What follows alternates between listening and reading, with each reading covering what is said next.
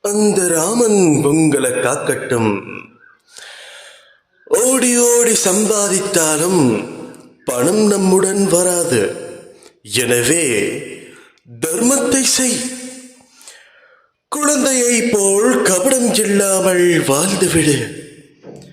கடவுளை நினைத்து செய்யும் எந்த செயலுக்கும் பலன் உண்டு.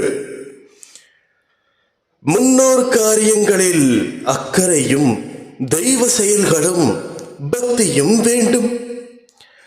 கடவுளின் குணங்களை கேட்பதை உன் லட்சியமாக கொள். முதலில் வெளியில் அடக்கம் ஏற்பட்டால்தான் மனதில் அடக்கம் ஏற்படும். வாழ்க்கை என்பது லாப நஷ்ட கணக்கு பார்க்கும் வியாபாரம் அல்ல. மற்றவர் துன்பத்தை போக்க உன்னால் ஆனதை செய். மறு உலகிலும் ஒற்ற துணை கடவுளின் திருநாமம் ஒன்றே.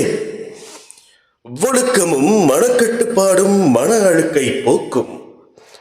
உடல் உழைப்பால் பிறருக்கு சேவை செய்வது பெரும் புண்ணியம்.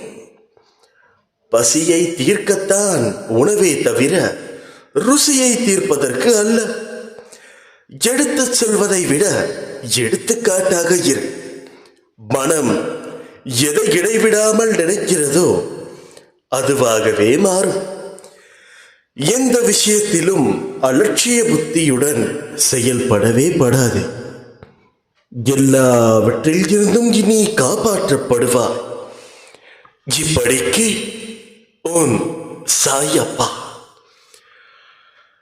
அல்லாஹ்.